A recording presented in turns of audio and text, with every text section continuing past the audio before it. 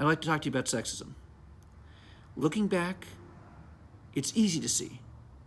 Women should have had the right to vote. Women should have had the right to own property. Women should have had the right to not do everything their husband said. But it's not always as easy to see the discrimination that exists in today's world. Because, well, for one thing, we are kind of used to it. This is the world we know. This is the world we've always known. But it is there. Now, you can say, oh, well, today you have women in power. My boss is a woman. Well, so what? Your boss is a woman. That doesn't mean that of the 4.5 million people in sexual slavery, it doesn't mean that 98% of them aren't women just because your boss is a woman. Just because your boss is a woman does not mean that your boss doesn't experience sexual harassment from her boss. And what happens when your boss leaves work? Does she face discrimination where she's out, where she has no professional title or authority that makes her different from other women who face discrimination? Could she be one of the 1 in 4 women in America who face domestic violence? The fact that she's your boss doesn't mean that she's not one of the 1 in 3 women who've been raped. It just means that during the time when you're at work, she has some authority. It doesn't mean that your boss will stay your boss if she becomes pregnant.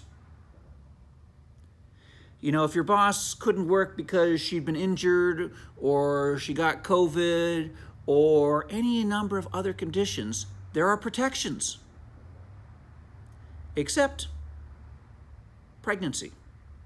There is no protection. If your company does not have family leave, she can be let go if she can't work.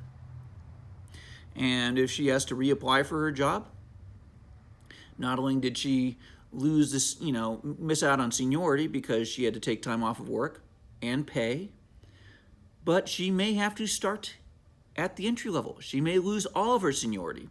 Whereas if she has a partner, that partner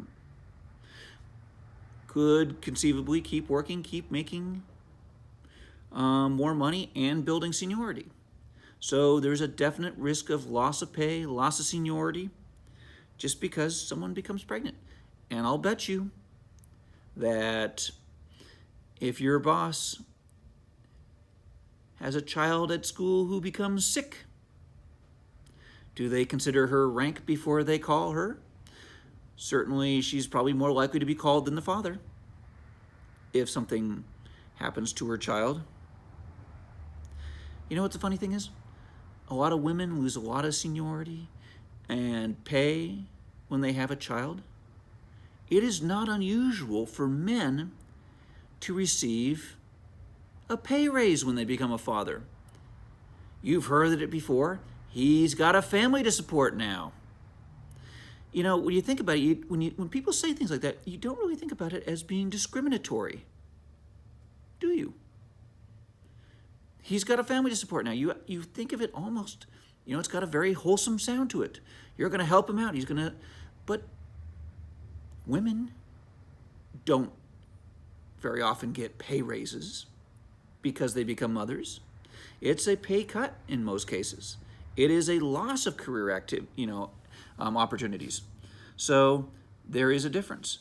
Now, even situations where you have like a salary schedule. Okay, all teachers are on the same salary schedule. Their salaries are determined by their seniority and their education. Well, that means that men and women with the same level of education and seniority get the same pay. But most teachers are women, most principals are men, and they're on a much higher salary schedule. So just because being on the same salary schedule means that in some ways your pay is equal, doesn't mean you're really getting an equal treatment. And we can go on for ages, but we're at 5 minutes, and I probably better stop. I hope you've enjoyed this. Have a nice day. Bye-bye.